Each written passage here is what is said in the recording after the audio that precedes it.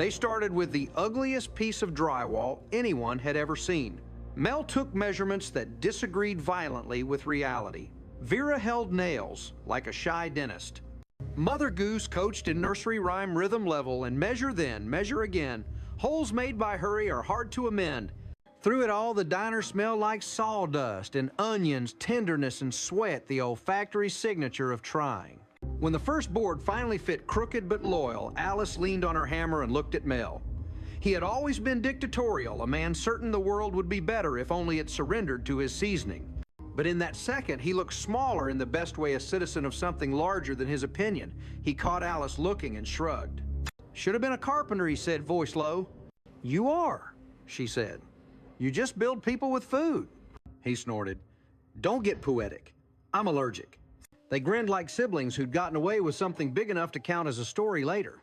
After the last customer left and the last crumb had been coaxed into the dustpan, the four of them, Alice, Jolene, Vera, and Mel, stood in the half-minted diner and watched the streetlights come on. A desert wind snuck through the unpainted joint and rifled the napkins. Somewhere down the block, a parking meter clicked to itself like an insect. Jolene lifted her chin. "You know what I learned today? That demolition companies need optometrists," Alice said. "That too," Jolene said. "But also that Mel is only a villain in the first act." "I was never a villain," Mel grumbled. "I was a misguided protagonist." Same thing Alice said, and he didn't disagree. Vera drew a finger along the plywood seam. "I think the wall is brave." "Mel Sahid, it's ugly." "Ugly can be brave," Alice said. "Most of the brave things I've done look ridiculous while I'm doing them." He considered this, then nodded once, like a man who could at least admit the architecture of truth.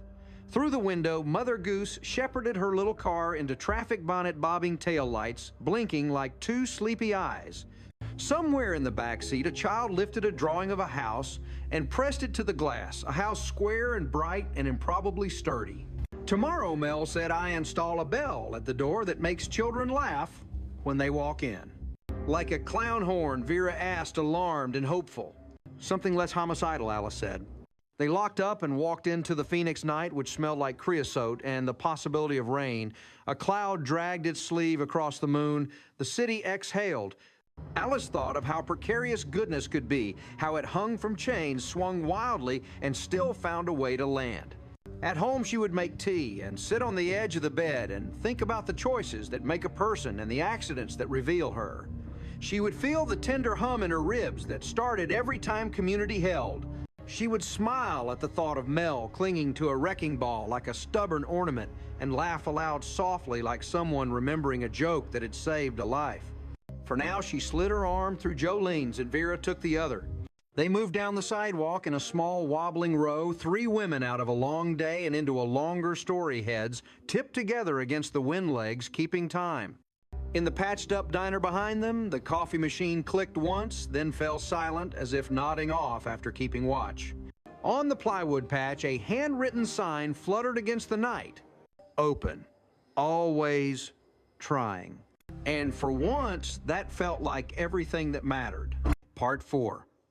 Honeycut Invasion. Phoenix wasn't ready for the Honeycuts. To be fair, neither was Jolene.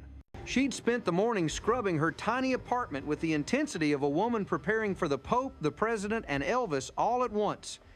By the time she collapsed on her sofa, every surface gleamed, and even Old Blue, the hound dog she hadn't seen in years, seemed to haunt the corners of her imagination. "My daddy's coming," she announced at the diner, hair teased into what she called her welcome home halo. "That's wonderful," Alice said genuinely. "You must miss him." "Oh, bunches," Jolene sighed. "When I was little, Daddy used to strum his guitar on the porch while we all sang along. Old Blue would howl, Granny would clap, and Mama would yell at us for attracting mosquitoes." Mel grunted from the pass-through. "Sounds like paradise." "Don't be jealous," Mel Jolene said sweetly. "Not everyone grows up with Meatloaf as a father figure. Daddy arrives." When Jake Honeycutt finally appeared, he filled the doorway with the kind of presence that only Southern patriarchs and professional wrestlers could muster. Well, if it ain't my sweet beanpole, he boomed arms wide. Daddy Jolene ran into his hug instantly 10 years old again. Jake tipped his hat at the diner crew. "Mighty pleased to meet y'all. This here's a fine establishment. Smells like grease and ambition." "That's our slogan," Mel muttered. But before Alice could offer him coffee, Jake snapped his fingers. "Time for your surprise, Beanpole." The door opened again. "Surprise!" shouted Jesse, then Jimmy, then Jasper, then Jeremy, and finally Jake Jr., each tumbling in like clowns from an endless car. Alice counted 5 grown men, all loud, all hungry, all built like linebackers who'd lost their uniforms. Then came Granny Gums, sprightly and sharp-tongued, followed by Old Blue, the hound dragging a leash, and Dignity in equal measure. Family reunion Jolene squealed, half delighted, half horrified. Nightmare Mel whispered, calculating how many biscuits were in the pantry. The apartment Hilton. By sundown, Jolene's one-bedroom apartment resembled a refugee camp with fried chicken. Jake took the bed, Granny Gums claimed the recliner, and the brothers sprawled across every horizontal surface like a yard sale of plaid shirts. Old Blue, offended by the lack of porch, sulked in the bathtub. Alice visited the next morning, arms folded, eyes wide. "How's it going, Joe?" Jolene's mascara had migrated south. "I'm living in a kennel with relatives. Last night I had to race Old Blue to the bathroom. He won." Vera gasped. "Did you at least get to brush your teeth?" "Not until Granny finished soaking hers in a glass," Jolene muttered. Alice patted her shoulder. "You need boundaries." "I need a motel," Jolene said. "But where I come from, family stays with family." Dinner chows. The Honeycutts descended on the diner that evening, declaring it neutral territory. Jake ordered collard greens that weren't on the menu. Granny asked if the coffee came with bourbon, and Jake Jr. tried to pay with a button because it's lucky. Mel twitched like a man holding in a sneeze for an hour. "This is a diner, not a barn dance." Same thing Jake said, slapping him on the back hard enough to rattle the salt shakers. Old Blue bayed at the sight of a pork chop. Jolene juggled plates like grenades, and Alice found herself explaining to Jasper why Phoenix didn't have grits in every gas station. "City's broken Jasper," declared solemnly. By dessert, Mel looked ready to bulldoze the entire family, dog included. Motel suggestion gone wrong. Back at the apartment, the brothers debated whether to drive the van across the Grand Canyon. Jolene, on the edge of sanity, tried to sound calm. "Daddy, maybe y'all could stay at a motel." The room froze. Even Old Blue stopped chewing the shower curtain. Jake straightened. "A motel? You mean not with family?" Jolene's voice cracked. "It's just crowded." Jake's face darkened like storm clouds over barbecue. "If family tradition don't mean nothing to you, then we're gone. Out of your apartment, out of your life. And you, Beanpole, you ain't a Honeycutt no more." Granny gasped. The brothers murmured. Old Blue sneezed dramatically. And Jolene sat on the couch, mascara pooling heartbreaking. Intervention. The next day, Alice confronted Jake in the diner. She laid out Jolene's exhaustion, her independence, her love. She spoke of adulthood like it was a battle where even daughters needed armor. Jake listened, grunted, and finally softened. "Maybe I was too hard. She'll always be my Beanpole." Jolene sniffled into a napkin. "Daddy, you mean it?" "Course I do. You're family." For 2 minutes, peace reigned.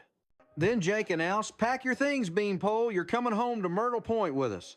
Alice dropped her coffee pot. Mel bellowed. Jolene fainted into Vera's lap. "Guess family tradition wins again," Jake said, stroking his beard like a man who thought he'd solved democracy. The showdown. But Jolene, dear scatterbrained, Jolene rose from her fainting spell with fire in her eyes. She planted herself in front of her father, hands on hips. "Daddy, listen good. I love y'all, but I ain't going back to Myrtle Point. I got a job, I got friends, I got a life that's mine. And I am sick of cooking, cleaning, and babysitting grown men who still think socks are optional." The brothers gasped. Granny clutched her pearls. Old Blue howled like he was in church. Jake blinked, taken aback. "Well, I'll be. The Beanpole's got a backbone. Always did." Jolene snapped, "Just never used it on you." Silence stretched. Then Jake grinned wide and proud. "That's my girl." The brothers cheered, Granny clapped, and Old Blue peed on the welcome mat. Epilogue. The new girl in town. The diner looked the same as it always had, neon sign flickering like an old man's eyelid, counter-polished with the elbow grease of too many apologies, and the air thick with the perfume of grease and onions.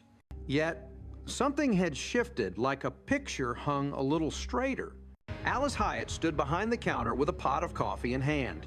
The mug she was about to fill belonged to Henry, a customer who had never been known to request a second cup, yet tonight he did. Strange, Alice mused, pouring. Henry never has a second thought, let alone a second cup. Maybe it was contagious, this sense of second chances. Reflections in coffee.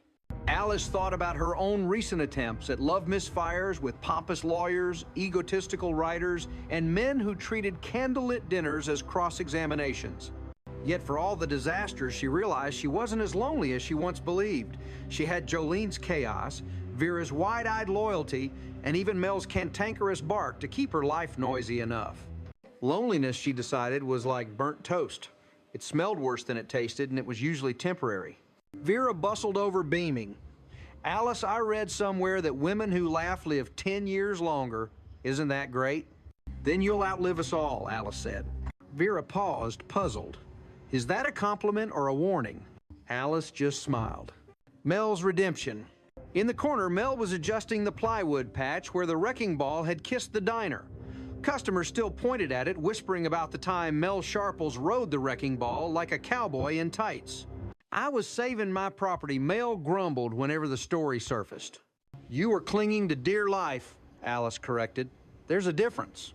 Still, Mel had softened slightly. Renewing Mother Goose's lease had given him a glow of reluctant nobility. He still barked, still insulted, still salted everything twice, but Alice could see the man who cared underneath. The kind of man who might be a hero, not with capes or costumes, but with rent checks and second chances. Even superheroes retire. Fry cooks apparently never do.